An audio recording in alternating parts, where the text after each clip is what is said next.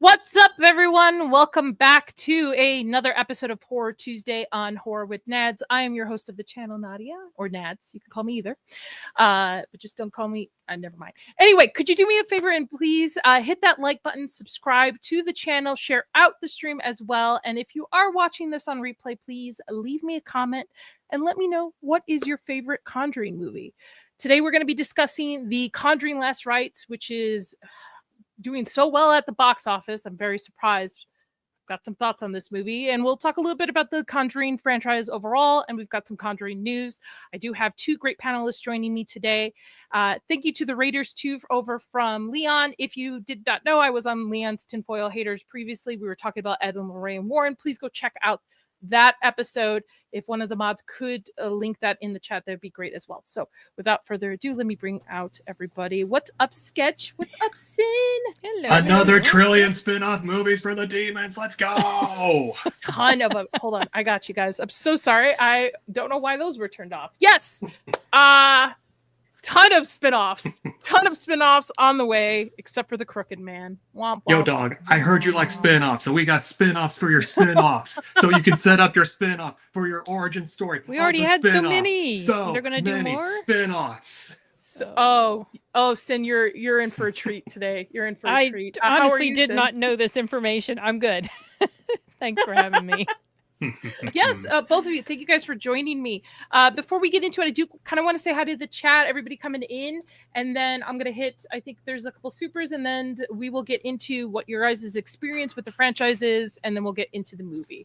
So let's start from the top. Again, thank you, Raiders, for hanging out. Box Office Brawler, I'm excited to hear what y'all thought. Hey, Box Office. I don't know if you're excited for what I thought. That's a little clue to it. What's up, peepers? The titty kitty.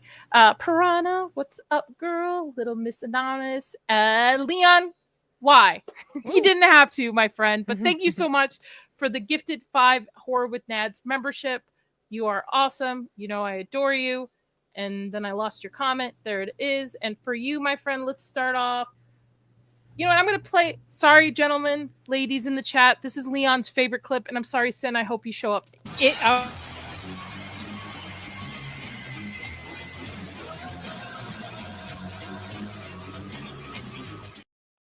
Okay, still here. Okay. Leon is out there. She's like, God, I wish that was me. Or he's throwing up. Either way. Netflix forward. What's up? Rab, Nad, Vital Idol, Raid, Korvac, Krovax, Dax, Jake. Fuck. Jack. Nadia. From the top, Nadia. Stream's over, guys. We're cutting. We're starting it over, everyone. Go home. Go home. No, Star Wars purists. Okay. I got you. I'll see what Cindy's in here as well. Let's see. Jake, remember for 4 months, like the stream, folks. Try liking the stream. Wait, liking the stream? Try liking the stream. There you go. Yeah, you got it. You can do this.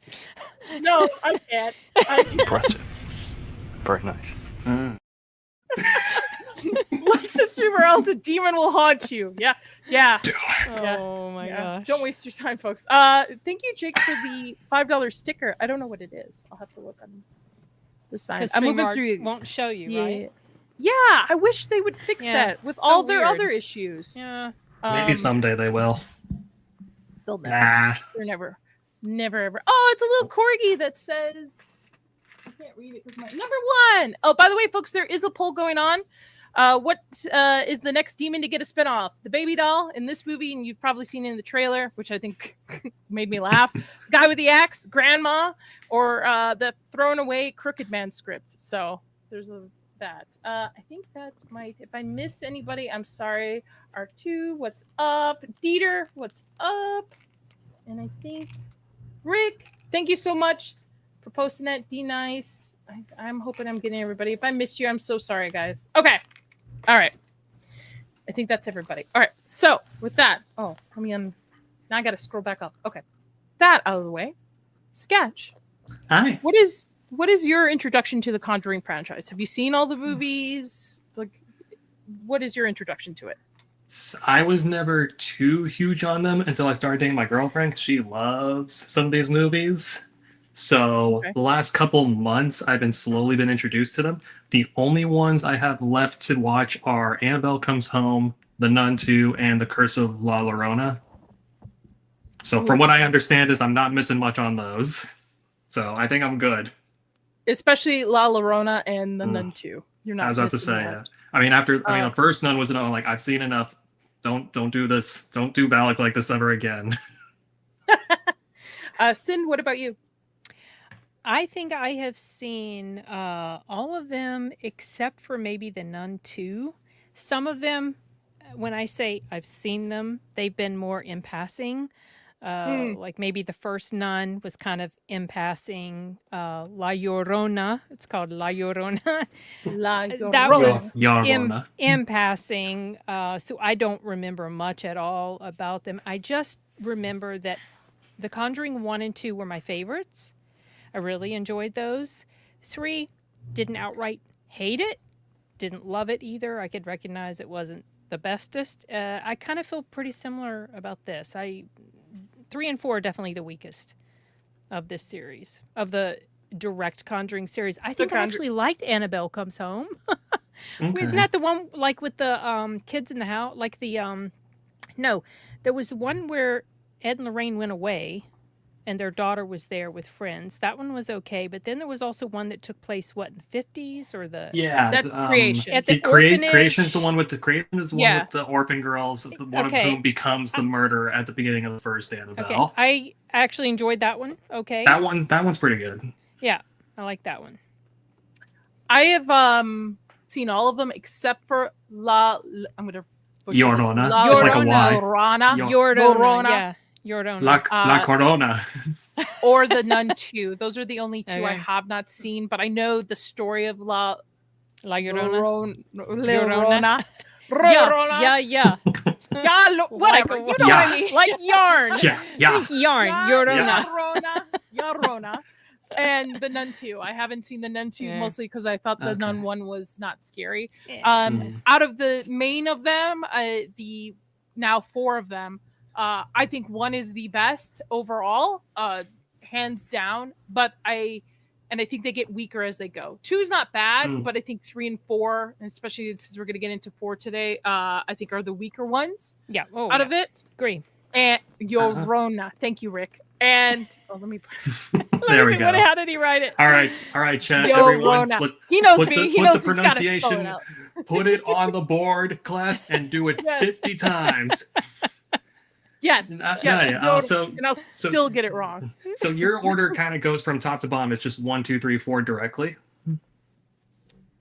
Yeah, I would probably say that, but to be honest, I would never rewatch 3 or 4. Probably barely 2. I have rewatched 1 before, and I call these popcorn horror movies where it's really like the massives can like digest them. Like people who aren't really into horror movies can go see these like normies.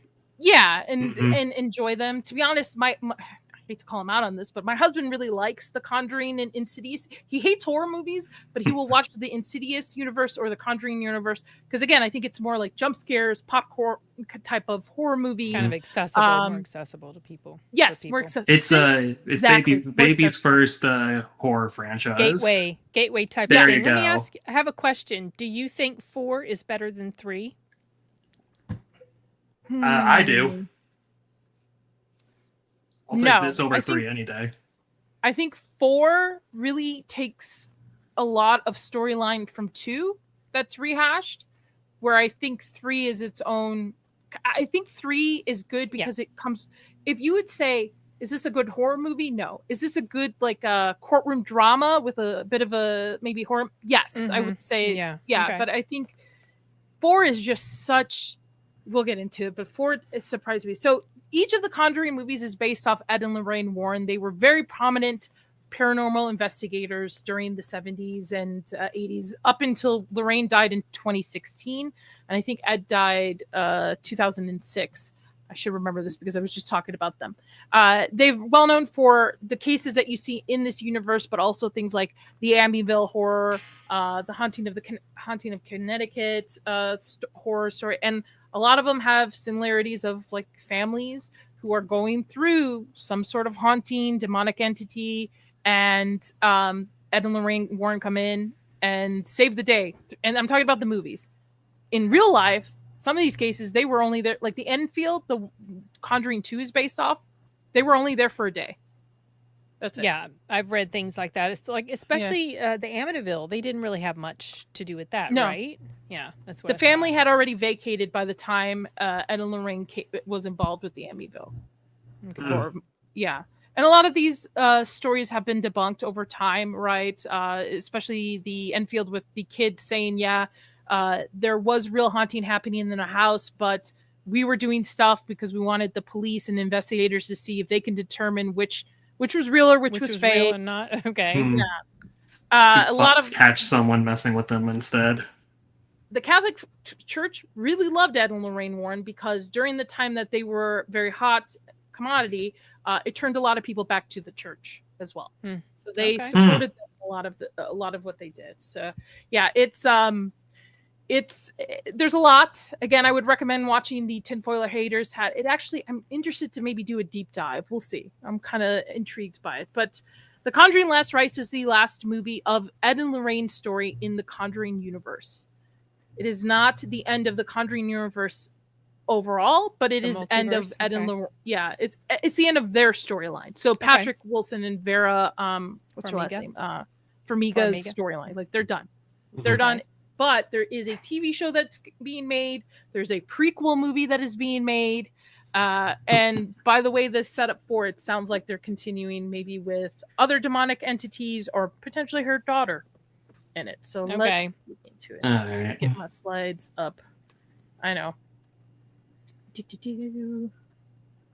Let me fix this. Give me 1 second. So we're going to be talking about The Conjuring Last Rites, which we will be talking to spoilers right off the bat. Sketch, what did you initially think of The Conjuring Last Rites?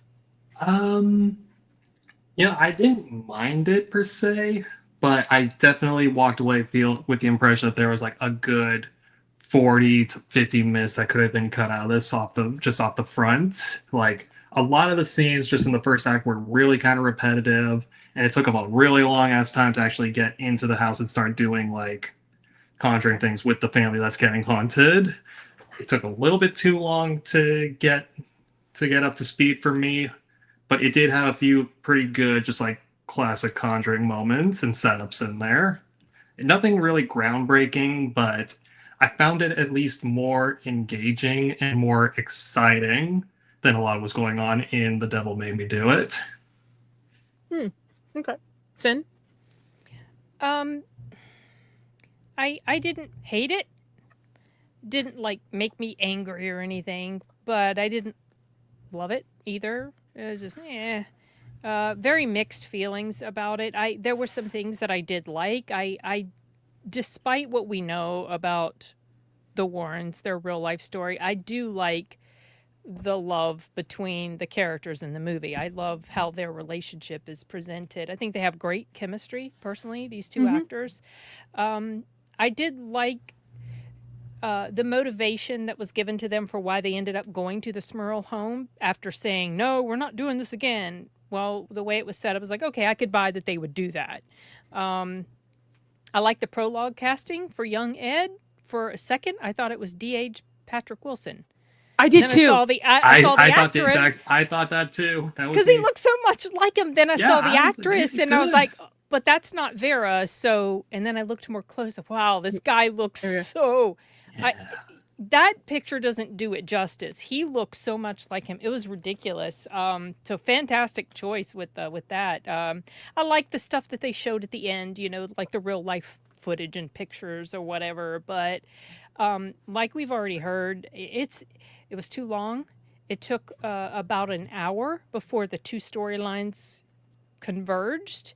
And even then, it was a long time before the climax of the story. There were a lot of repetitive things that kept happening. People wandering into dark rooms, looking for someone that they think is in there. And it's obvious nobody's in there, but they continue to go into the room. Like stupid crap like that. And some logic issues going on also with like some of the things that the characters would do, like the priest picking up the phone in an office that was not his. Why did you do that? Well, we know why. So the next thing could happen to him. But it was still a dumb setup. You know what I mean? Like really weak setups for stuff. And the final battle thing that happened, I don't understand what the hell the Warren women did. I mean, what sort of rules were there? We had rules that were given to us for the way these things are in the previous movies, but all of a sudden it seemed like rules didn't really matter. Just touch the mirror and you can overcome this thing. I was like, don't you know, family's whatever. more powerful than a demon. If you like the fact that the mirror reappeared and the excuse for it is like sometimes these things this just happened. Yeah. Okay. I was gonna say, it's like I thought they were gonna get there. It's like, oh, you smashed the item that the demon was using. Well, that's really bad. We got to go figure out where it is. And I thought they were gonna have to do a whole like fetch quest to find all these little pieces or something. Right. I thought that the fact that it was broken was what was going to be the main issue of them trying to fix this thing. But then it's just magically there in the attic. See, okay. And that's something I like. I don't think we ever really got like a setup kind of like that in the original ones. Like they kind of mentioned how like that kind of premise of like you can't really like destroy the conduit that the demon is using. Sometimes that just makes it worse. But in the bottle. Yeah, like they mentioned in the past in some of the other movies, but they never really did anything with it. So when that mirror broke, like, oh, we might actually get something out of that. And then it's just like, nope, I'm here now. We're gonna get to why the hell did Judy think she could go do what she did? She had no training. She wasn't someone who was trained to fight these spirits like Ed and Lorraine. She was trained to block them out. That's what the whole story. Like she was like out of her mind, but she had no power to confront them. So she goes traipsing off to the Smurls. Why? Well, that was so like it just. I couldn't buy the whole Judy thing. I am not mad at this movie as say the Wolfman. But I will say this is a big disappointment to me as somebody who is a fan of the universe, as cheesy as it is. I do enjoy these movies because again, these are fun popcorn movies. You can have like your girlfriends over and have a bottle of wine and that's how actually I rewatched the Insidious universe with a bunch of girlfriends we were getting ready for the Red Door, which was another disappointment to it, where we watched everything in order of like all the spin-offs to it as well. We did the same thing with The Conjuring. This movie was supposed to be the final battle of Ed and Lorraine. Like this was supposed to be where this franchise, continues on without them. So I would hope they were going to pull out everything, right? And to me, there was too much focus on the family dynamic of the Warrens and the love story versus what was actually happening with the Smurl family and the hauntings. And it felt that the scares didn't land for me. They were obvious scares. And there was no more meat to the story. Like I feel that the first one and the second one explain out the ghost. They explain out the lore of the demon. Here it's just like, yeah, it's just a demon entity that's taking over 3 ghosts. And here's a brief story of what happened here. There's no deep dive like The Conjuring 1 did into the witch and you learn the backstory of it. I also think them stealing basically the plot line of 2, which is there's a demon who's controlling spirits in the house. That's why there's a haunting happening. I was like, we've been here already. Where's the new stuff? There's nothing new here. Forgotten about that connection now, there, yeah. No, it's it's very close to just one for one-ing what Conjuring 2 did. It is, and I think The Conjuring 2 did it better. I think the scares were definitely better in Conjuring 2. So we're talking about The Conjuring Last Rites. So it's read as in 1986, paranormal investigators Ed and Lorraine Warren traveled to Pennsylvania to vanquish a demon from a family home. It opens up with young Ed and Lorraine Warren at a investigation, which, by the way, she's pregnant and you're going up against entities and demons, right? Like not only that, but apparently this is like their first case in this universe that they ever take on too. So I'm just like, you couldn't wait till you gave birth and maybe got into it, like a hobby or something. That was a terrible plot contrivance. Well, they're investigating a cursed mirror, which we'll get to. The mirror plays a point in this, and it triggers Lorraine to go into early labor, which She gives birth to her daughter Judith, and Judith is actually stillborn for a few minutes. And there's a very intense scene where she's praying over it, asking God, please, please bring her back and stuff. During the time she's giving birth, there's a demon in the room that's crawling up. I thought it was really creepy. I thought the opening, I was like, if this is how the rest of the movie is going to be, this is going to be great. This is going to dive into the creepy part of it. I'm okay with the family dynamic, learning a little bit more about them. This is going to be awesome. And this was the only like creepy, scary part of the entire movie to me, is the prequel of her giving birth. And you just see this claw hand coming out from underneath the door. You get the claw, and then you get the eyes just glowing in the dark, real slow, like. Yeah, and we've all been creeped out by stuff like that. My dogs do that to me all the time. I'll be like turning off the lights, and all I see is their eyes like flick. Like, what's that? It's the cat eyes. We all can relate to that. So the main story focuses on the Smurf family. But before we get into any additional thoughts or commentary on the opening of this movie with the prequel of them. No, that's basically my summary for it too. I kind of wish that was the tone for the bulk of the movie. I would have been so much better. Again, I spoiler alert, I don't recommend people see this in theaters. I hate to say that because I love going to the movie theaters, but I think you're wasting your money. I think this could honestly be streamed and you'd be fine.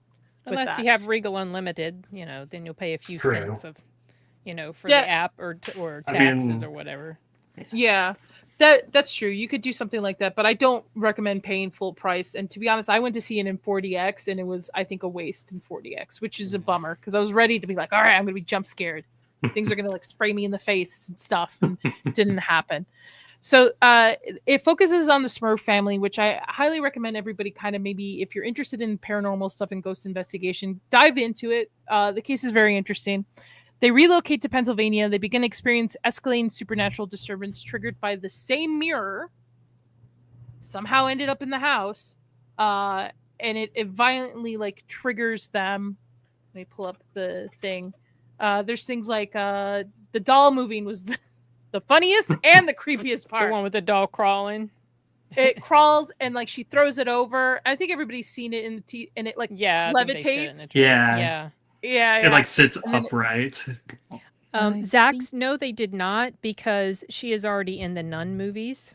So, I guess yeah. No, they didn't. They should have though. Even if she's in the Nun movies, they still could have casted her. That's a different timeline. It wouldn't stop anyone. True. But I'm assuming that's why they didn't use her. I don't know. That would have been way better. Oh, well.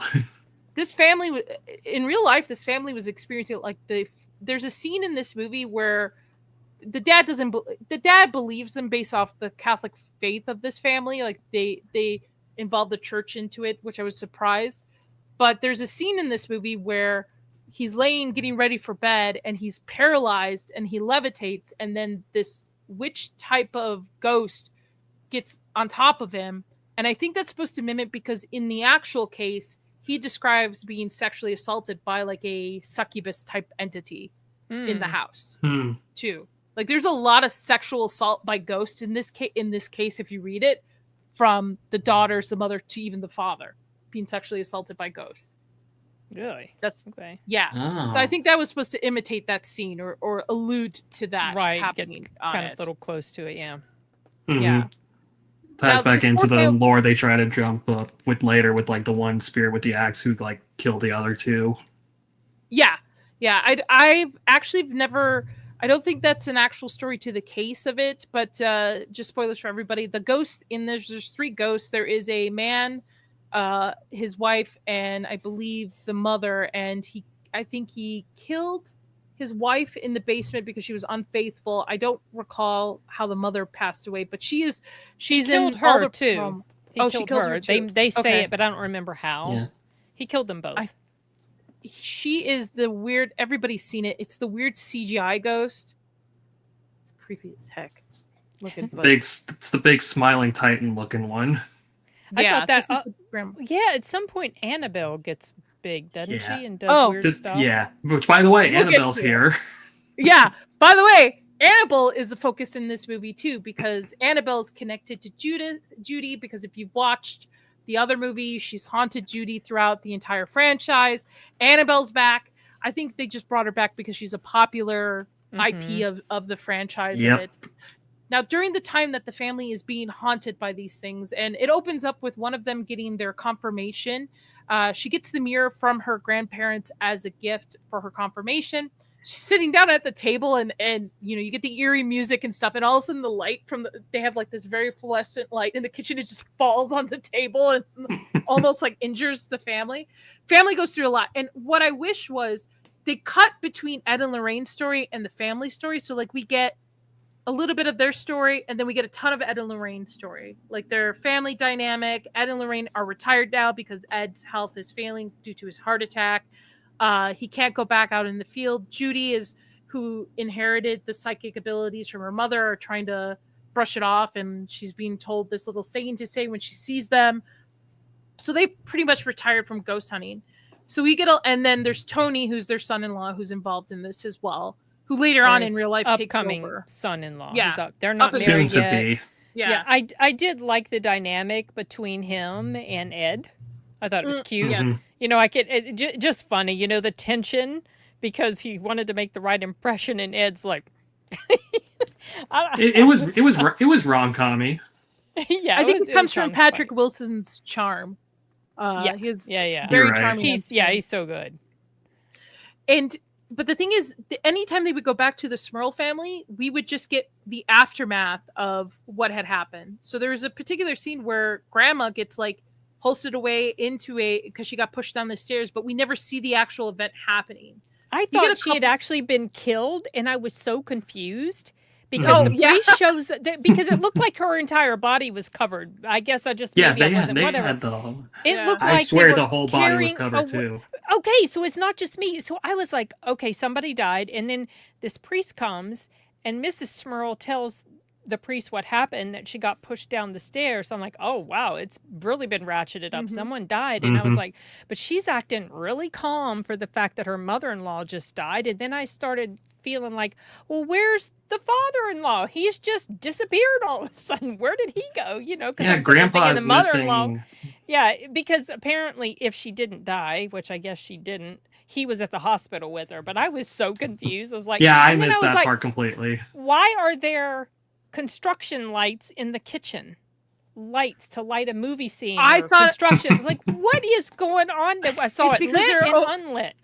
Because they're in the opening when the light fell, they never replaced it. It was broken, and so they just never got around to replacing it. That was the weirdest thing. They should have just let you assume they had replaced it instead of putting those lights in there. Because Chris Gore and I both were thinking, is this a mistake? Like, did they forget to take this thing out of the image? It's like, is this a light from the movie set? And they just forgot to remove it from. No, it's okay. I had the exact same thought. Okay, you noticed too. I had the same thought, but then 2 seconds later, I reminded myself, oh wait, that's right. The kitchen light above the table almost crashed on. That's right. And I'm like, that's funny. It makes sense with like the power plant that's behind him. He could get those or something, but it did take up me a split second to be like, wait. Okay, I know right. that it's not an error. That's an issue that's not an issue anymore. Forget my ranting about that in my review. It still looks goofy. It still looks goofy. Oh no. Those lights though are pretty hot. They're like hot like, in real life. I'm sure on the movie set they're LEDs, but if in real life those people would be burning up. Just feel they like would you'd get burned from it. Yeah, such as like, so mother-in-law, there's a lot of confusion. I wanted more of the haunting story. Like, show me more of this, of what's going on with it. But I feel like this was, in a sense, almost like I hate to say it, but like a love letter to Ed and Lorraine Warren's story. Yeah. So, which sucks because the first one is great in balancing the haunting of the family and what's going on in the farmhouse versus the introduction to Ed and Lorraine and their life and what they do. And I thought I recently rewatched it. Great balance to it. Really scary moments. You get to really feel the fear of the family. You get Ed and Lorraine coming in. Second one, a little bit more so. But I feel the third and fourth one heavily relies on the Ed and Lorraine story. And then the scary stuff is just kind of like tossed in. little by little here. The and stuff. subject of the haunting is kind of a secondary thought. Like, just to that point, they think there's like a throwaway line when the Warrens do show up that like the family had been being haunted for like a month or two by this point. So it's like there was like a whole. You're telling me there was a whole 2 months worth of them being haunted, and this thing just progressively just oppressing them that we don't get to see. Instead, we have ping pong. Yes, ping pong and again, I think this would have been better as if they wanted to continue this story in maybe a TV show format where they can have episodes that are focused on Ed and Lorraine's aging and, you know, Ed's inability to get back into the field, and then do this issue with her not being able to block out these demons or entities, and then the Smurl families. Like, you could balance maybe the 3 storylines a little bit better and expand on it. But I felt this movie was very boring towards the end. I was very bored. I was like, is it? I kept looking at my watch. I'm like, are we almost done through this?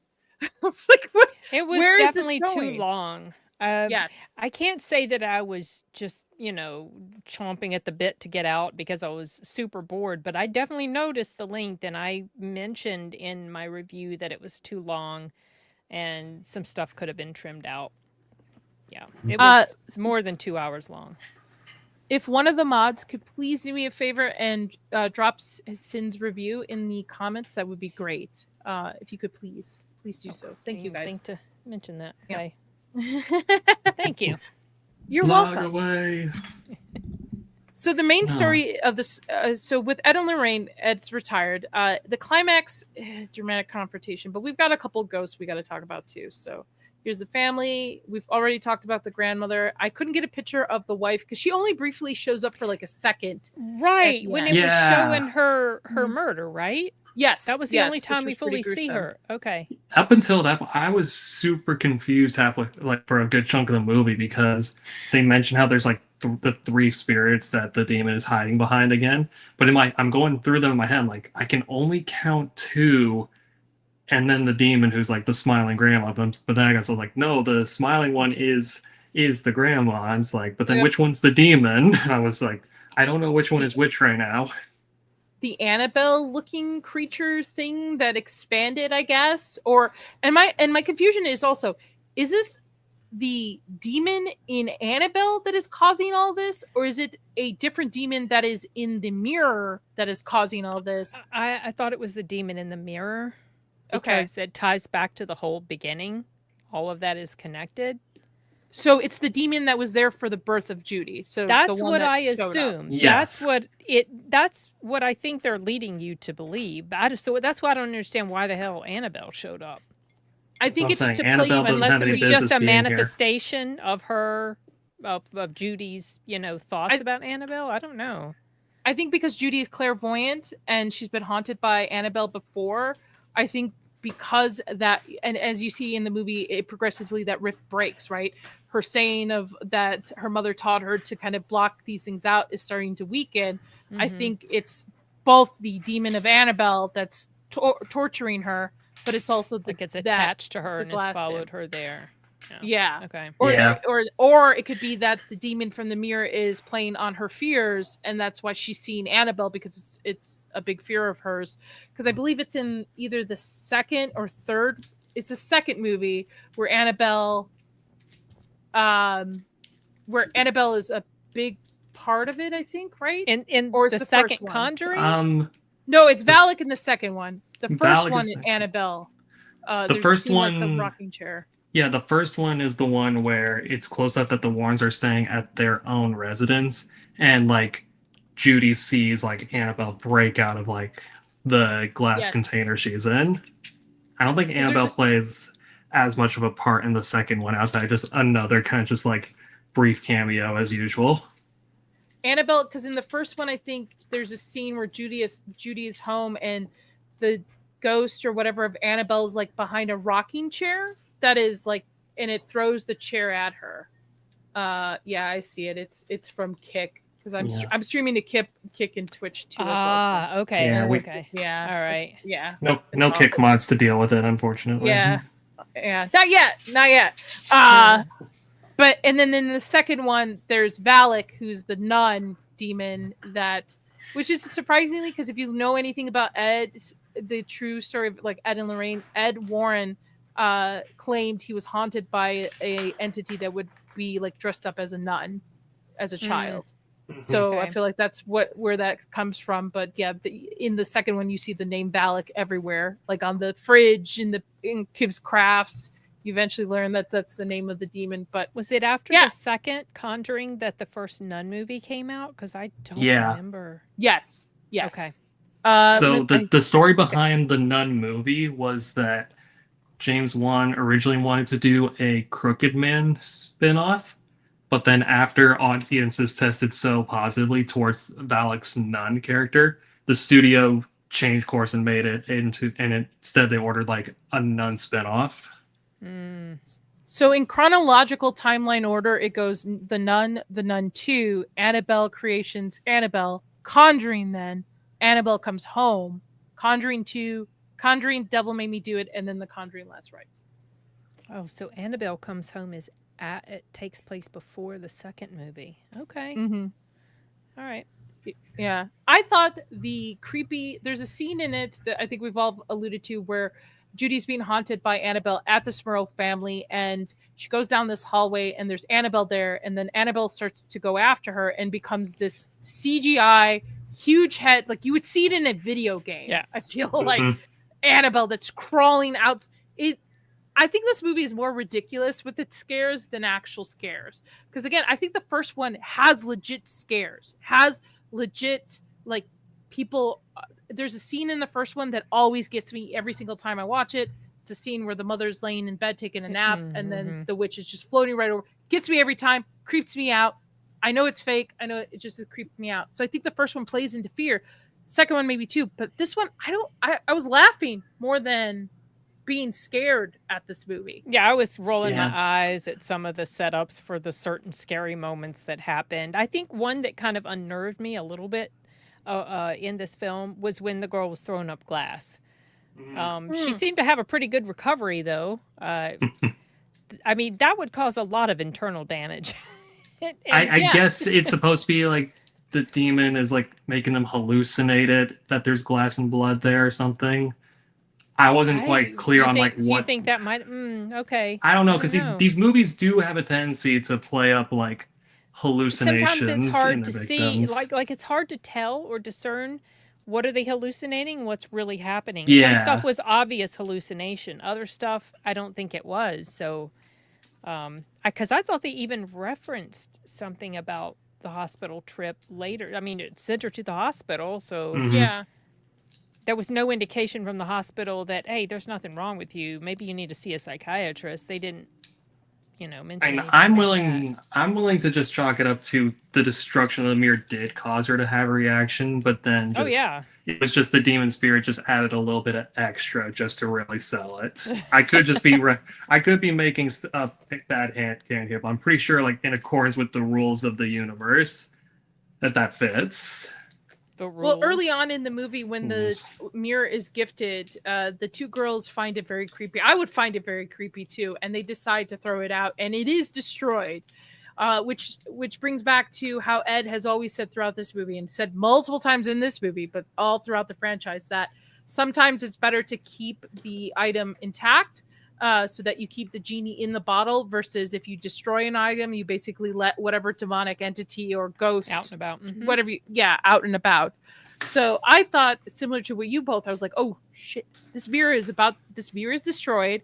They're going to have to go either on a hunt to find the pieces, or they're going to have to find something to reseal this thing into it. I was like, oh, that was going to be cool. Turns out later, spoiler alert, the mirror shows up back again to the house. There, back in the attic. Fine. Mirror's just lurking. Which is the released scene they gave out on YouTube before the movie premiered, where it's the scene where Ed and the father, I think his name is Robert or something to that extent, is moving the mirror out of the attic, and it's like the wraps around it are falling off. Yeah. Because the ghosts and stuff. It was a scene that and you know what? That was my first red flag about this movie. When movies release scenes that are supposed to be scary, like this is supposed to be a scary part in the movie, out before the movie just to entice people to come see the movie, that's not a good sign. That's not a good sign. Keep your scares. We both kind of me and my girlfriend had that same reaction. We didn't see that scene early, but based on just the trailer, it was very obvious that they tried to use like their best moments In for the the trailer, their trailer. best scares. Yeah. Like she said, like the bride's gown scene in like the mirror room Mm-hmm. probably like was her go-to for like her favorite like scare. I It's think like the doll thing was my favorite scare because there it was was ridiculous. I like the And I don't one like with dolls. I like the one with the girl kind of trying to rewind the VHS tape to get the freeze frame of the Yeah, demon yeah, it was blowing out the pretty good, yeah. candles. There's a shot she's looking at the screen and it just slightly pans up. You get it looks like two glowing eyes right above the TV looking at her. Yeah, and That was that was that one was crazy. I did have a reaction. I did go, oh hell no to that one. Then the lights turn on and stuff. I was like, that's a good one. But that is a copycat of the second one with Yeah. the old man with the TV. Mm-hmm. Yeah. That's Another what another lifting of a similar storyline. Yeah. they've Mhm. investigated so many things. And I know there was already a Haunting of Connecticut movie, which actually is not that bad. I haven't seen it in a long time, but it did freak me out. I'm like, why didn't you do this storyline instead of the Smurl family if you're not going to expand on it? Because like the haunting took place between 1974 to 1989. That's how Yeah. long this family Yeah. was haunted for. Mhm. And there's a lot you could expand on it. Granted, a lot of it's been debunked by now, but if you're gonna, the Conjuring universe to me plays out as these stories are true, right? It's based on Yeah. a true story. Right. This is the fairy tale that Ed and Lorraine sells in their books and their interviews and all this stuff. Because a lot of the stuff from their cases, there's no actual physical proof of it, but Ed and Lorraine are such good, in a sense, storytellers when they're interviewed that people just automatically believe, but also help the fact that during the time the Catholic Church put them on a pedestal and stuff like that. But I thought this scene was pretty creepy, but this was another trailer scene where they were all having Mhm. dinner and then the hand on the shoulder kind of part. Like, Yeah. that's not a good sign. That's not a good sign for him. So we get a lot of the Ed and Lorraine family dynamic. Again, they're retired. Judy's being proposed to by Tony, who is a cop who decides to not be a cop anymore. He quits the force because he was a dead to rights where he was at, I think, a domestic violence case or something. Mhm. Yeah. Mhm. And the guy opened the door with a shotgun to him, pulled the trigger, nothing was fired, and then later found out that it just malfunctioned. Otherwise, he would have been a dead man right then and there. That's when he decided to quit the force and marry Judith. And I don't know if I like it so much, but I feel they portray Tony and Judy's relationship similar to the way they portray Ed and Lorraine. Like it's a fantasy love story fairy tale. You know, I knew she was the one. I bought the ring within the first week. Mhm. So we get a lot of that dynamic with the two of them. What happens is with Judy having these abilities just similar to her mother, she decides to basically run off to Pennsylvania to help the Smurl family after Ed and Lorraine had said no. And also the fact, oh wait, I'm missing one big thing. The father ends up hanging himself after going. So sorry, let me backtrack. I'm way out of. Oh, there's Annabelle. Which, by the way, you know the real Annabelle looks like a rag doll. Yes. Looks Yeah, like the real Raggedy one Ann. is a ragdoll. Yeah. It doesn't work on a horror movie if it's just a ragdoll trying to walk No. around. Well, This because guy, that whole setup was dumb. this was so dumb. This reminded me of a Omen or The Exorcist like spit-off in a sense. That's where it would more align fit. So father over here decides to visit the Smurl family because he hears about it, not because he's sent by the church. He decides that there's a haunting because he's blessing the house and he sees mist in the basement that comes up from spraying holy water all over the basement. Decides to go to the local diocese and ends up being haunted by whatever entity demon followed him, and he makes him hang himself right then and there. So they end up going to his funeral, and that is where Judy, I keep saying Judith. Judith is the Judy. mistress of Ed Warren. Judy touches the casket. It's, you know, having clairvoyant visions like her mother, she's able to see that something happened and figure out something happened in Pennsylvania, which leads her to not run away, but basically take the charge to go to help this family, which leads her parents to follow her. And that's how eventually the two storylines conclude. Yes, like an hour or so. Yeah. Way after more the in- start of the film. After Yeah. we've been told like another 3 times that Ed can't take another heart attack. Yeah. Yes. So they end up going there, and it turns out it's the mirror demon from their first case that is, again, controlling the 3 other ghosts, similar to the second storyline, where a second movie where Valak is controlling the old man in the movie ghost. And they're there to basically take Judy, right? They've been waiting for her since the day she was born, and this haunted mirror basically attacks Ed and Lorraine and Judy and Tony, the son-in-law, who gets the worst of it.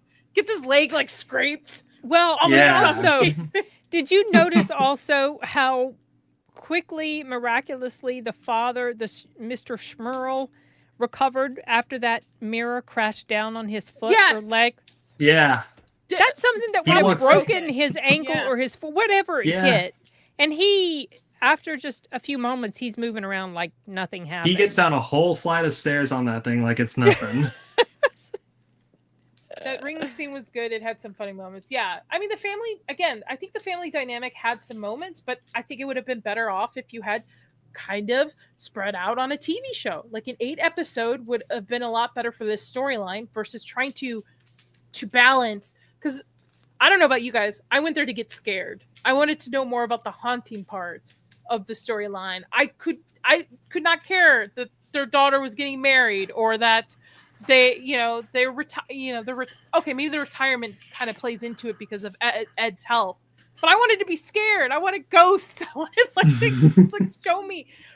There's this family reported bad smells, temperature drops, black masses, violent disturbance, physical attacks, like we were talking earlier, sexual assaults by these ghosts. And we only see briefly. We get the mom going into the basement, and there's the guy with the axe in the corner. Oh my god. Ooh, that's scary. Someone's That playing scared me with the telephone cord thing that happens. The telephone. I like the telephone Yeah. bit with the pantry. See, that was good. That was good. But I wanted more of that. Expand more. And I'm not saying give away your scares, but you don't really get to know the family dynamic there either. Why is there 8 people under this house? Is it because the dad's not making enough money? What is the stresses that are happening on the family? In the first movie, you learn the dad is a trucker. The family is financially tight. They can't leave the house. They've tied all their money up into this house. They have these 5 kids and stuff. But you don't learn very much about the family except that they're Catholic. Oh, and that the Because the sisters community. the 2 older sisters And the don't sisters- get along. Yeah. Yeah, and I would have liked the older sister to have been hit by the mirror anytime soon. Just like, She was quite mean. See, I was kind of Yeah. half expecting when they were carrying it out to get to put it out with the trash that one of them was going to like drop it on or something because they make direct contact with the mirror the whole time. That's right. They touched it. Yeah. Directly Yeah. touched it. and The there's whole a way scene down. that fast forward in time where they're talking about the haunting around a dinner table that's very intense, where the daughter's like, either you don't believe us or you're not willing to help us in a sense. What happened in that time span that led up to that point? What was so and she's talking, and she talks too. She basically alludes to I the think fact she that had she's already been the one. thrown up. The Yeah. throwing up with the Yeah. glass had happened, and so it was between that moment, which was like maybe the first indication that something really, really bad was going on, was between that and when she, later they pick up with the family, talking around the dinner table and having that conversation. But the whole only family- big scary thing you saw was the throwing up of the glass. And the whole family looks distressed in that scene. Like Oh, something yeah. has happened to every Yeah. single one of them. Yeah, I'm not yeah. saying you have to show us, but there's so much you could have worked with there. They just to tell you by scare us. exposition. This happened. Yeah. These things happened. And I don't like that. I don't. Yeah. Yeah. Certain movies, yes, maybe because you allow the audience to kind of fill in the gaps, and people think of the most horrendous things differently. So you like what scares me is not going to scare Sin. What scares Sin is not going to scare vice versa. We could fill in the gaps. But yeah, it's just I felt like I was watching a Lifetime movie about the Ed and Lorraine Warren the entire time.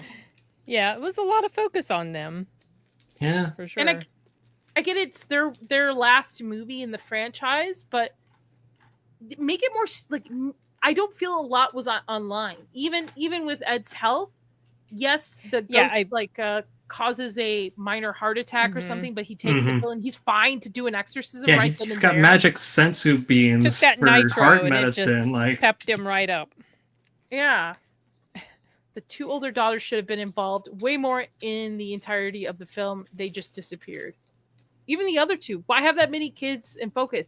Again, I don't know why they decided to, because there's a lot to expand in this case, especially if they're going to tell it as if it's based off a true story. But nothing. It just felt like they just hashed the old movies. Sorry. But no, you're exactly right. Because like, not only is there just too many kids, but like even like the original one that it's good one. Not only the one that it's spoofing off of the second one, like the demon's going after like a member of the family, right? This one it's after Judy. So as soon as Judy shows up, there's really no point in like the family still being there.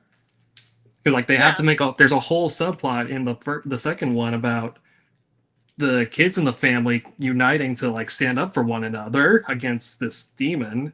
You don't get that in this one. Well, they kind of already touched on why the family can't leave. They can't afford going to a hotel with enough rooms for everybody or something. Yeah, they kind of mentioned that a little bit. They do, but we never get like still there. They never show like anything past. They just kind of like explain it to us. We're very much just told what I was mentioning. Exposition. They give you a lot of that. I don't know. I would rather maybe go back and watch The Nun at this point over this. Oh, jeez. I hate to say that. Yeah, I hate to say that. I reviewed it as the scares fell flat to me. There's too much of the family dynamic. But I would say, though, if you are a fan of the franchise overall, go see it. There's a ton of Easter eggs throughout it. Checking out. There's cameos at the end of multiple people from the different movies, including James Wan. Yep. So this movie concludes with Ed and Lorraine Warren basically figuring out that it is the demon from their first encounter with the mirror, and they have to basically, with the help of their daughter, perform an exorcism on the mirror. And the whole time, let me explain in 4DX, the whole time leading up to this point, not much movement with the chairs and stuff. Like, we got moved, stuff sprayed in your face, air puffed, whatever. But it's like they saved the entire budget for 4DX at this moment. The mirror decides to spin viciously. Midair. And the whole time, my chair is going like this. And this is not like me embellishing whatever this. It's literally, I'm like, what? My friend's popcorn is flying everywhere. I'm just like, what is going on? And that is the entire 4DX experience right there. Laughing the whole time. I have a fractured T9 back that's healed, and I'm oh my god, why am going to do these things, Nadia? Because it's never been like this. Even I went to go see Final Destination Bloodlines, and it was not this bad with the movement. But I'm sitting there, and I'm like, okay, cool, and it's just rocking it, and I was just like, man, I think Jamie, I agree. These movies are mediocre. Yeah, they're popcorn. They're not. I love horror. I love the genre of horror because I think horror, you can tell stories. There's depth to it. You can have horror about anything. Anything in your life you can write a horror story about. But I feel these are very much like popcorn films where you don't really have to pay attention very much to it. You know, it's a ghost story. People are going to be jumping out and scaring you. The mirror is mirroring those three. There's nothing to it. It held together poorly. Yeah. That final battle was just it just didn't get much of a rise out of me one way or the other. In other words, it's not going to make my list of worst, but because it didn't make me that mad, even though I recognized there were some problems with it. But it's also not even going to come close to my worst, my list of favorites or honorable mentions. So it's just it's just another one.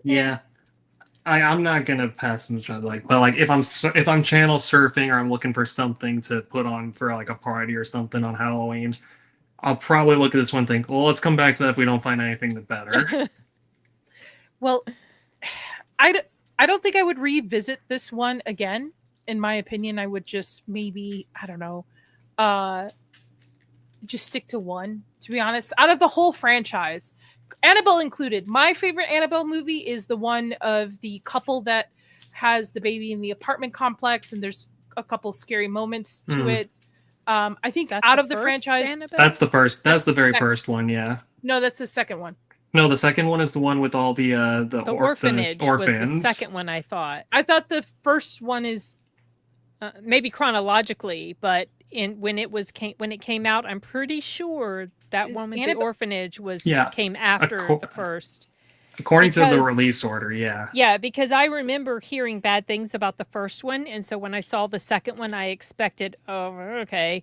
Because I think by then I had seen the first one, and I saw the second one, and I was pleasantly surprised that that was my take thought it was on good. it.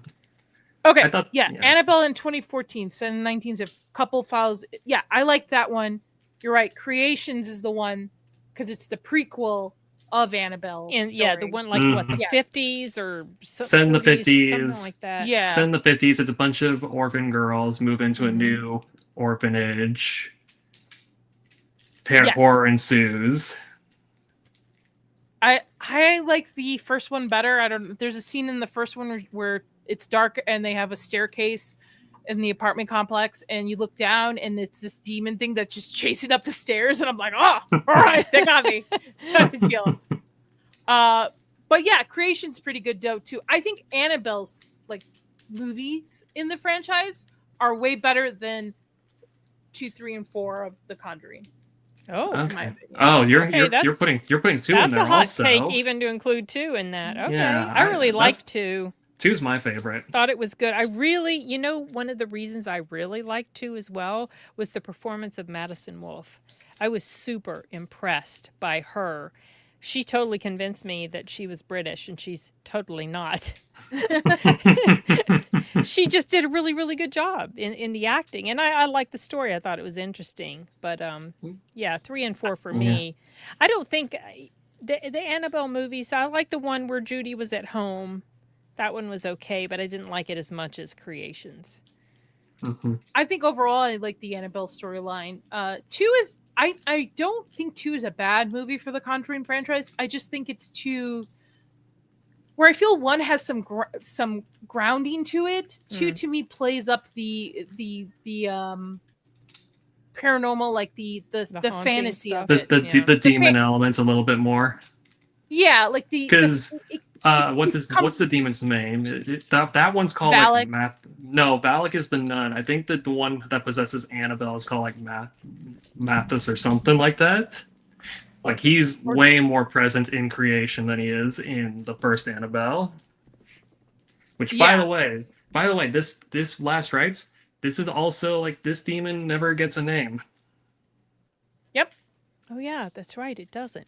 Feels a little bit feels a little cheated, lacking without it, doesn't it?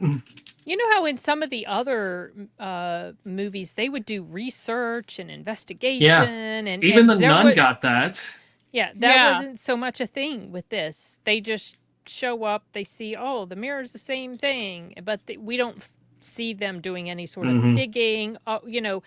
Lorraine at one point says, well, this place, these people used to live here, not in this house, but they lived in this area, and so that was the extent of whatever investigation, but that was just exposition again. Yeah. That's why I think the first one is the best one, because it really takes its time, but it doesn't feel, to me, the first one doesn't feel very long, where this one felt I felt the time. Oh yeah, you can feel the dragging, especially early on. And the third one, I felt the dragging in the third one. Third one suffered the same thing this one did, where the opening was great, and then after that, it just kind of fell flat a little bit for me. And maybe because I was expecting more scares instead of a courtroom drama, and again with the family. But the first one, to rewatching it, perfectly balances the Warrens and the I think it's the Perrin family story, and the hauntings of it. And you're right, Sin, in that movie, we get the whole investigation of who lived on this farm, what happened, the lore behind it, and the history. But here we don't. We were just expected just to keep moving and believe these people, and just not. We don't get any storyline from the 3 ghosts except for the wife was having an affair, so the husband killed the wife. Yeah, that's about it. Yeah, that was it. That's it. Yeah, exactly. Yeah. They forewent all of that to with the padding out of the storyline of the Warrens and the daughter, and showing all these different scares that happen in the house. Either Yep. before the Warrens show up or after they show up. It was like they sacrificed that sort of foundation of the storyline for the sake of those other things. Yep. I agree. And the movie concludes at Judy's wedding, where we see Easter eggs of people from past movies, and James Wan himself attending it. And then we get the little bit of in the credits, the dump of like what the true story is, and pictures of it, and pictures of the real mirror. Which, by the way, the Warrens' occult museum that is in the movies, how very like creepy, and everything's kind of like a weird artifact. In real life, it's like your grandma's estate sale, very chinky and like not, not this very like people used to be pissed that they would pay money to go see this, and it's like you're walking through like a thrift store of like your grandmother's stuff. Not gonna find any dolls in glass containers staring at you. And their son-in-law continued the museum after both of them passed away. But this past year, Matt Rife, who is a very young comedian, bought the occult museum. His story. Yep. And the actual Conjuring house will be up for auction on Halloween this year. Well, that wasn't what I was going to mention. I thought you were going to tie around to the guy that went on tour with Annabelle and he died. Mm. Yep, that's another thing. Yeah. Like, and he wasn't old. No. He was what, in his 40s maybe? Yep. Or young, whatever. He had like a heart attack or something. Ed and Lorraine Warren has told people countless times, and Grant, I do believe in demons. I don't know much about ghosts. Ghosts are kind of like on the things, but I do believe in. I'm Catholic. Of course, we believe in demons, right? And I believe that things happen to people. That there's energy and there's things that do happen. I've lived in I grew up in a haunted house, so like I believe in this stuff. And I believe there are truths to some of these cases, but I truly believe that the two of them went in and just basically, because most of these people were worse off after Ed and Lorraine, and just utilized it to their fame. Like, I think the initial intention of helping people might have been there, but after the fame came part of it, that was the main focus of it. But with the doll, they've always told people, don't move this doll out of this museum. Do not travel with it. This doll stays here. Don't unlock it. And for him to take it on tour and basically let this doll loose, because the doll disappeared for a while too. Like I think that I heard happened something about that. Yeah, it went missing for a while. Now it's back in the museum, and Matt Rife owns it. Which is crazy to me. So we're totally safe. Rick is right. The museum was freaking expensive to visit too at the time. It's no longer, I don't think, open to the public anymore, or at least the last I read of it. But yeah. A couple things before we kind of wrap up, but just want to let you guys know the Conjuring Last Rites broke office records. I think it is the fourth biggest horror movie in the box office record. Of all time? Or you mean in the Conjuring stories? I think it's just among like horror movies. Yeah, that's what I mean. Like all horror of all movies? Time. Yeah, it's like that, and it's that and the two It movies, I think, are like the top three now. It's like this made like 190. So this is number 3? No, I think this is like number 1. The Conjuring Last Rites set a global office box record for the biggest opening weekend for a horror movie. Biggest opening. Okay, biggest opening. Wow. And they opened to 194, but overall, like for box office overall, they are the 4th biggest horror movie right now. Wow, that's insane. Crazy. Yeah. That's I didn't realize there was going to be that much anticipation for this film and excitement for people to watch it. Because it's like we were talking, it's a very easy film, very easy franchise guess. for people. Yeah. Young Super people really easy. like it. Gen Z really likes these franchises, these jump scare, like similar with the Insidious. Red Door was horrible.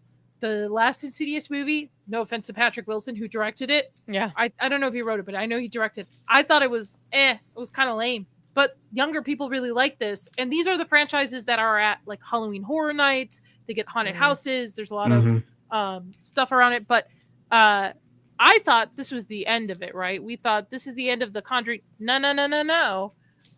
There is a TV show that will be premiering on HBO that is in the works of the Conjuring series. Yippee. And it's not going to be about Ed and Lorraine. It's gonna... No idea yet of what it's going to And be. Originally, then- I thought it was supposed to be about different stories within the universe, but Right. it might continue the Ed and Lorraine storyline. Nancy One is the showrunner. She did Jessica Jones. And you mentioned also a prequel? That's a movie. There's a prequel Okay. movie in the works. Also, for the Conjuring TV series, Peter Cameron and Cameron Squires, WandaVision writers, have been set as the writers for it. Okay. But they haven't given any indication like what the show and the movies are going to focus on. Just that they exist. Not yet. Yeah. And then the Conjuring prequel is reportedly in development as well. Which, to be honest, I'd be okay with, because I hope they cast the two young actors that they used for this prequel, depending on timing, right? We'll see when it goes into production. But it would be interesting to see more of, if they're going to continue the Ed and Lorraine and Patrick and Vera don't want to do it anymore, them The younger younger and their folks. younger Oh, yeah. voices. Yeah, they could have, but yeah, it's probably a good date movie or two. Yeah, these are more like date movies, things like that. Like, I don't feel there's any depth to them. Like, there's depth to Weapons, in my opinion. There's layers Yes. to the storyline Yeah. of Weapons. Yes. Agreed. You learn It's more like- things every time. Here, it's a ghost in the corner. They vanquish it. It's like I you think sit the there, real you sit horror there, and you hold true your story. breath for a couple seconds, waiting for the jump scare to come, and see if you can time your countdown just right for when it's going to drop. Or you like do one of these that Yeah. I do, where you like, or you put your hoodie over and you're like looking through like a Mhm. little peephole in the corner just to see. Yeah, that's these kind of movies. Versus, Yeah. like I said, with Weapons, there's depth, there's story, there's meaning behind it. Here, the real horror story is the real Ed and Lorraine Warren, who, in my opinion, were grifters who took advantage of people in very bad situations. So, yeah, whether they were hauntings or not. All right. Anything else we want to add about The Conjuring or The Conjuring Last Rite? Sin, final rating on it?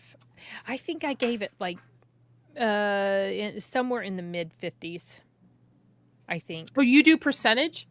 Yeah, on critic lists and on Oh, letter. okay, Yeah, maybe. I'll give it. I think not in my reviews. I don't usually mention that, but when I go to those sites, you have to give it some type of rating in order to post a review, or at least on critic lists you do. So I think it was. I think I slid the slider up to maybe, I don't know, 56 or 58%. I can't remember. Yeah, Okay. maybe that was being And- kind too. I don't know. Anything you really liked about it? I do like the positive messaging of the relationship that Ed and Lorraine have in the movie, and I like Vera and Patrick Wilson. I like their chemistry. I think they work very well together. And that's probably, and this is a story really mostly about them. So in that regard, they do well in that. That's probably the main thing that I Anything you really enjoyed. did not like about it? All the nastiness, stupid crap that was happening in the last half of the random scare things in the rooms, going down in the basement without turning on the freaking light. That's what it was just like. I was sighing at one point. It was just like, okay, this is, Mom, are you there? It's obvious Mom's not there. Why are you going in there? Oh, I know, so she can see the scary Annabelle. Stupid. That sort of stuff is so contrived. I get tired of. I know it's very tropey, but it annoys me because most often it's not done very well. Yeah. So. I agree.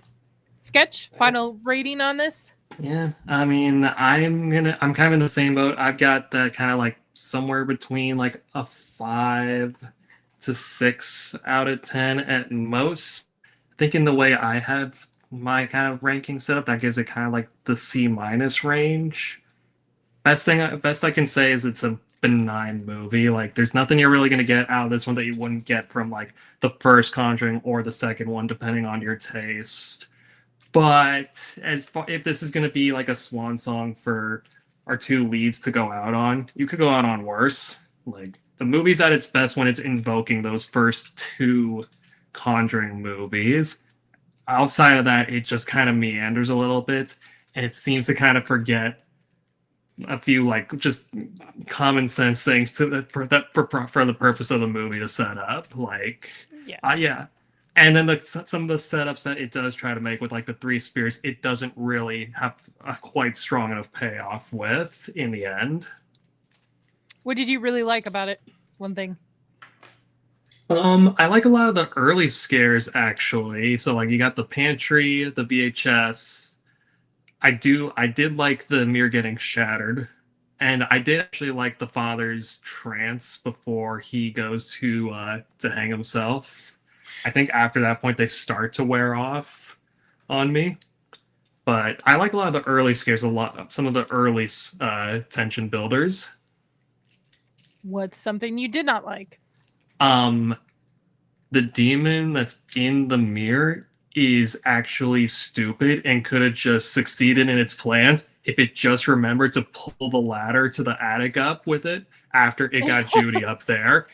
It left that stupid stairwell open for the Warrens to get up into the attic to get their daughter down. If it just thought to raise that up and block them off, in time. It would have got Judy, no problem.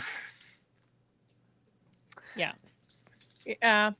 I gave it a 5 out of 10. I don't think it's a bad movie, but to me, 5 and 6s are kind of like mediocre mid movies. Yeah. I can agree with that. I think the scares really fell flat. I was laughing more so, and I was hoping to be scared just as I was with the first one when I first saw it. But I did not like the expanded on the Ed and Lorraine story and not enough on the Smurl family and what the hauntings were doing. There was too much of a time jump in between when we would see the family again. And I think that there was a lot there to play with that they could have expanded on the hauntings. I did not like that they utilized CGI for a lot of their scares and a lot of the ghosts. A lot of CGI blood, which is one of the worst things I think could ever been created in it. Especially the scene where the guy with the axe hits his wife with the head and it spurts out. That's CGI blood. I was like, what is going on? Blood's not that bright or orange. Come on, folks. I will say, I think if you are a fan again of the franchise and you want to see this off and you want to see the Easter eggs, see it. But I don't know if you really need to see it in theaters. I hate to say that because I myself believe people should go see movies in theaters, but I'll give you my honest opinion. If you can see it for maybe like your $5 Tuesdays or Wednesdays, or you have the Regal app, or you have some way to see it cheaper than just a normal ticket, go see it. If not, this can definitely wait to be streamed, in my opinion. Like you can have friends over and stream it and such. One thing I liked about it was I've mentioned it, the doll scene, because like it cracked me up. Where they follow this baby doll that's crawling and all of a sudden it gets pushed over and then it like sits up. And I had a great audience that was reacting and laughing and then like floats up and levitates. That was great. What I did not like about it was it took too much of two and some of the Annabelle storylines into this movie instead of making it its own. I agree with you, Sketch. I thought this is a dumbass demon for not pulling up that ladder. Like, you got Judy. Or, honestly, you could have taken out Ed at any point. Give him a shock, and that probably would have took him out. And I thought the father storyline was dumb, too. How did this demon follow him to Holy Ground? Like, he's in the... that whole setup was... And just the whole, like, him picking up the phone to hear Judy's voice. Yeah. That was so dumb. Like, why is he picking up a phone? That just stood out to me. So when everything else... Oh, and then when he jumped off the balcony with the cord from the machine that he used to, do himself in, would that machine really have been heavy enough to support... Wouldn't it have come crashing down with him? It would have. Yeah. Not only that, but if he had like disconnected from the machine to like tie it around like a rafter or something, wouldn't it have just broken off because it's made of wood? Or he jumped over a balcony, but it would have pulled. It would have pulled the wire out too. It would have brought at least broke that off. It's because it sounded like he took a running leap practically, or a very hard jump off, and I was like, such a dumb It was setup. Too much of a convenient plot point to get Judy to the Smurf. I was about to say, the only part of it that I have the biggest problem with is more so that it's used to justify Judy That was going to the entire family. reason. Yep, Yeah. exactly. And I feel like you could have had better ways. You could have had her have visions because she's clairvoyant, obviously fighting it. There are other ways to do it instead of just sacrificing this character in the dumbest way possible. Patrick, no, the Crooked Man no longer is happening, from my understanding. I think James Wan has given up on that project. Unfortunately. Cool. Yeah. All right, folks. Thank you guys for joining me today. Sketch, what do you got going on next? Okay, so I'll be back here Friday for continuation on the Stranger Things panel. And then as a special little announcement, I got news today that the audio drama standalone story I made, Stowaway, has been accepted to the New Zealand Web Festival. So if there are any New Zealanders in Nadia's audience, go to that web festival and you can check it out there. That's awesome! In November. I wonder how much it would cost for me to fly to New Zealand. Well, good. Fortunately for you, Nadia, you don't have to because it's also going to be in New Jersey at the end of this month for the New Jersey Web Festival. I think I probably would go to New Zealand. Yeah, I was about to say. Granted, in one case you have to deal with the horrors that are New Jersey, but I know. You know. Yeah, I think I probably would go there instead. Sacrifice your sanity or sacrifice your wallet. Which is your choice? My wallet. What's going on, Sid? What do you got going on next? Tomorrow I'm going to be doing a dual stream with Sound Booth Theater. We're going to be covering 3 movies to promo our upcoming audiobooks that we have coming out. One is Sleepy Hollow, 12 Monkeys, Fern Gully, and What We Do in the Shadows, or something like that. I think that's the name of it. Nice. Yeah, Fern it's the first time Gully. I'd Fern seen Gully's it. wonderful. I love I'm that. currently rewatching that. Some of them I'd never seen 12 Monkeys, so that was interesting. Neither have I. Oh, okay. Well, it's time travel, so if you like that, you might like this. And then I'm going to go see The Long Walk. I love time travel. I'm going to go see The Long Walk on Thursday, so hopefully have a review up for that Friday. We'll see. Very cool. I'm almost done with my reread of the book for it. Let's first, before I exit out, which one do you think got the highest for the votes out of 23 votes? What were the options again? Remind us the Baby doll, the guy with the axe, grandma, or the thrown away crooked man script? The thrown away crooked man script. It's gonna be a baby. Oh, it's the crooked. Yeah. See, I'm telling you, people liked the crooked man side plot because they did a lot of cool stuff with him in that movie. Yeah. Well, maybe one day, maybe when they eventually reboot this franchise for the 100th time. Thank you, Jake. Yes. Please go check out Leon's Tinfoil Haters with Sammy and Sin. We talked about Ed and Lorraine Warren. I actually have a stream that I did a couple months ago when they first announced this movie, where I dived into the cases that the movies were based off of for Horror Tuesday. I don't have the link, but it's somewhere there. You guys are those in the chat, please stick around. You're gonna be rerouted over to Plot Strikes Back. They're talking about Alien Earth. I think episode 6 they're on, talking about just hang tight. You're gonna be redirected over there. Tell them I sent you. For this channel, we're gonna be back on Friday for Stranger Things season 4 episode 5. No show on Thursday, but I might play some Alien Isolation. Just depends when I get back from seeing the Demon Slayer movie, which is my most anticipated. My son's gonna go see that. Oh, I'm so excited to go see it. No shows next week. No shows because I will be actually enjoying Universal and seeing Halloween Horror Nights. And did the book make it in yet? Not that I've seen. Okay. Not yet. Oh, okay. Yeah.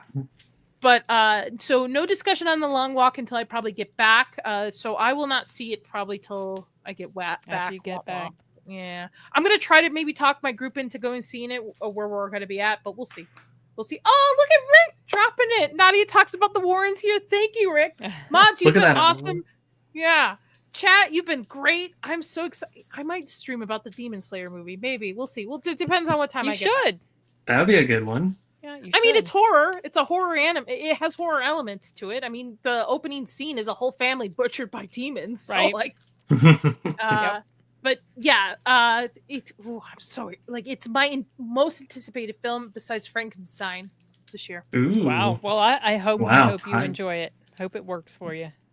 I was gonna go see it in 4DX, but I was like, I don't want to have to read subtitles while I'm like Yeah.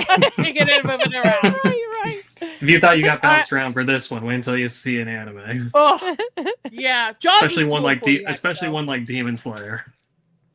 Yeah.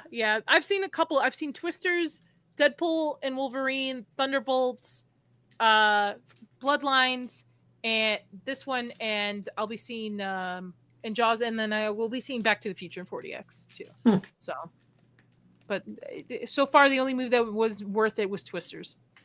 Okay. Makes sense. That makes sense. So, thank you, panel. Sin, Sketch, you guys were awesome. Thank you for joining Thanks me for to having discuss me. this movie. Fun. Yeah, anytime. Great you know talk. that. You're welcome anytime, both of you. Everybody in the chat, have a good night. Again, stick around. You're going to be rerouted over to Nick. Tell them I said hi, and then I will see you all on Friday, potentially Thursday. Have a good night, everybody. Stay Good spooky. night.